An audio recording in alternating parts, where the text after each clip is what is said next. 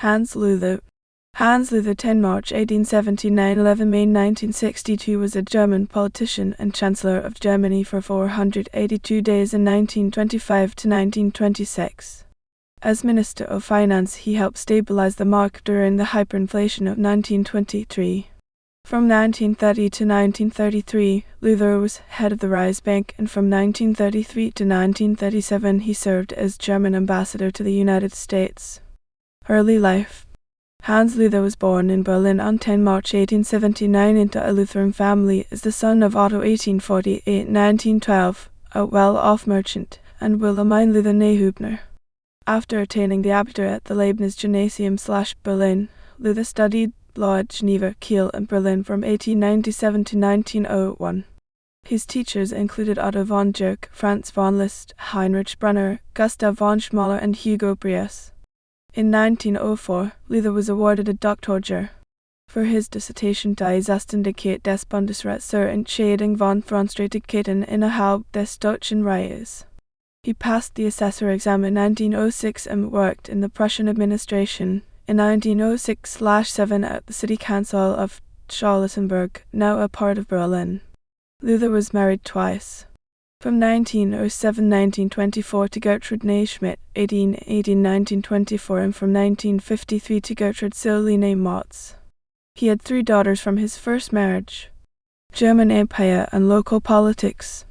In 1907, Luther was elected to the Magdeburg City Council, where he increased the area assigned to Schrebergarten tenfold and litigated against the regional potash industry for polluting the drinking water. From February 1913 to the summer of 1918, Luther was a member of the board of the Preußische Städtetag Leiter Deutscher Städtetag. In the summer of 1918, he became Oberbürgermeister Mayor of Essen. During the revolution, he managed to convince the Revolutionary Workers' and Soldiers' Councils to cooperate with the city administration and to accept the mayor's leading role. Ex officio, as mayor of Essen, he was a member of the Volksfreie Reichswirtschaftsrat from 1920. Weimar Republic and Reich politics. During the creation of the cabinet of Wilhelm Kühner in November 1922, Luther was offered the Reichswirtschaftsministerium, Economic Affairs, and the Reichsinnenministerium Interior, but he refused both. However, on 1 December 1922 he took over the Reichsministerium für Ernährung und Landwirtschaft, Food and Agriculture. His predecessor, Karl Müller, had been forced to resign after only 3 days in office due to allegations about connections to Rhenish separatists. Luther remained in this office in the cabinet of Gustav Stresemann, focusing on ensuring food supplies for those groups of the population hardest hit by inflation. When Stresemann reshuffled his cabinet on 6 October 1923, Luther took over the Ministry of Finance and kept that portfolio in the 2 cabinets led by Wilhelm Marx which followed. Luther thus was in charge of the currency reform which ended the hyperinflation and introduced a new stable mark. By 15 October, Luther presented a plan that combined elements of a reform by economist Karl Helfferich with ideas of Luther's predecessor Rudolf Hilferding. With the help of the emergency law Ermächtigungsgesetz of 13 October 1923, which gave the government the power to issue decrees on financial and economic matters, the plan was implemented that same day, 15 October 1923. The restrictive monetary policy by H. Jammerschat at the Reichsbank helped to stabilize the currency, as did steps taken by Luther to close the budget deficit. On the revenue side, he pushed through 3 emergency tax hikes, brought forward due dates for taxes, increased prepayments of assessed taxes, raised the sales tax, taxed inflation gains, and reorganized the financial burden sharing between Reich and Länder.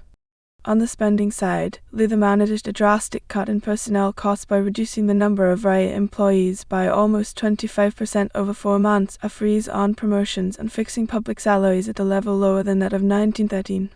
Having successfully stabilized the currency, Luther then was a member of the German delegation in July and August 1924, where he was in charge of trade policy and financial policy issues.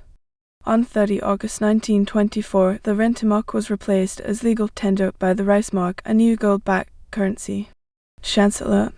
After the Reichstag elections of December 1924, the parties supporting the minority Marx cabinet were unable to agree on whether the coalition should be extended to include those on the left, SPD, or those on the right, DNVP, President Friedrich Ebert on 9 January 1925 asked the independent Luther to form a government. On 16 January, Luther presented his cabinet that combined features of a party-based government with one made up of experts/technocrats. Each of the coalition parties Zentrum, BVP, DVP, DNVP had one representative in the cabinet. The other positions were filled with civil servants who were either members of one of the parties or were politically close to it.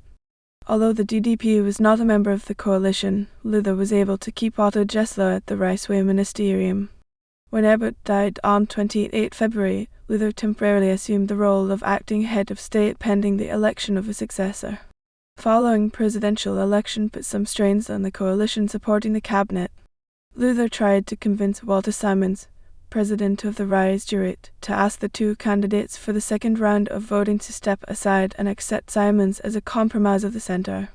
However, Simons refused and Paul von Hindenburg was elected. During his relatively short period in office, Luther and his cabinet managed to accomplish the passage of several important laws and international treaties. In foreign trade, the one-sided most favored nation clause that had governed trade between the Allies and Germany lapsed on 10 January 1925, thus re-establishing Germany's sovereignty in trade policy. The tariff law came into force on 12 August 1925, setting up tariffs for industry and agriculture that were based on the tariff rates of the pre-war years. Trade treaties were negotiated with the UK, the Soviet Union, France, Spain, and Italy. In domestic tax policy, a tax reform brought relief as taxes on income, capital and land transfer as well as bill stamp duty and sales tax were all lowered. In foreign policy, the cabinet negotiated the Treaty of Locarno with the UK, Belgium, France and Italy October 1925, which paved the way for Germany's membership in the League of Nations September 1926.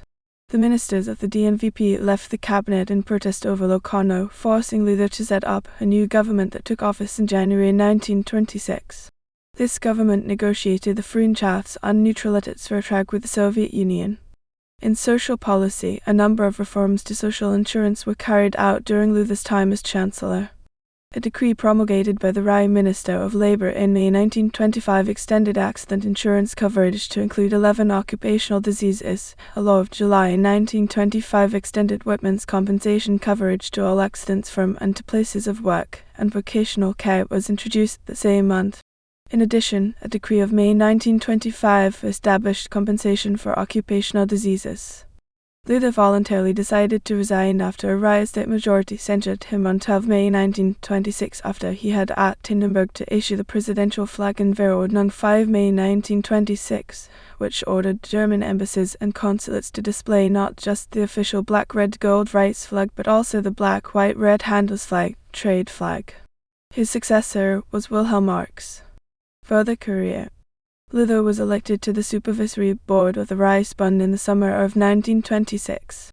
At the end of 1928 he left to make room for a representative of the Free State of Prussia. In March 1929 he became a member of the board of directors of the Gemeinschaftsgruppe Deutsche Hypothekenbanken Association of German mortgage banks. He also joined the DVP.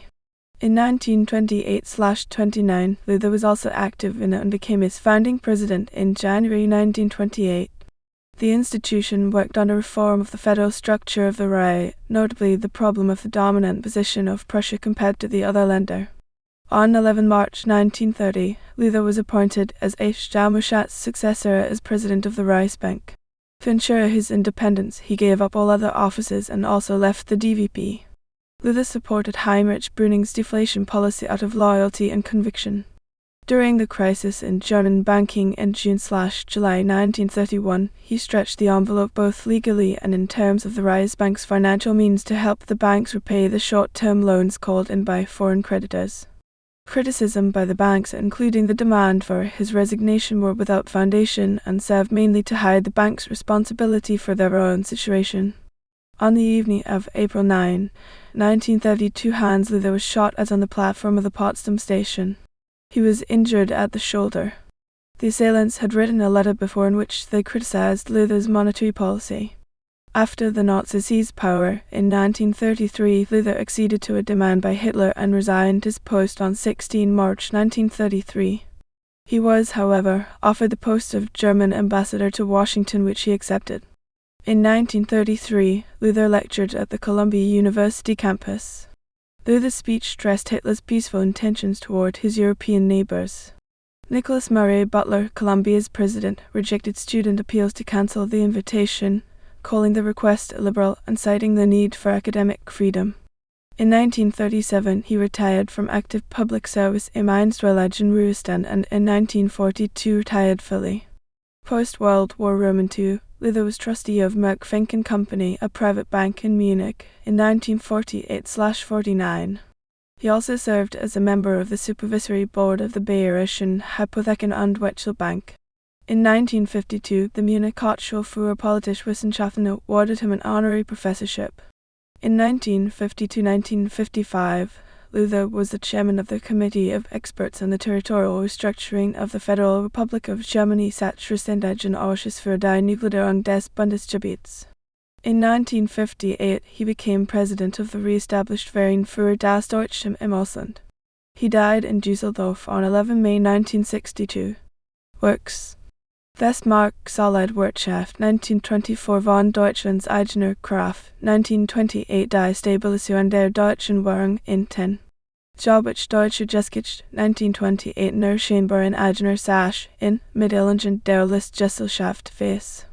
2 NR 2 1959 Das Wort dem Macher 1959 Im Dienst des Städtediensts 1959 Politiker und Partei 1960 Wort dem Abgrund 1930–1933 1964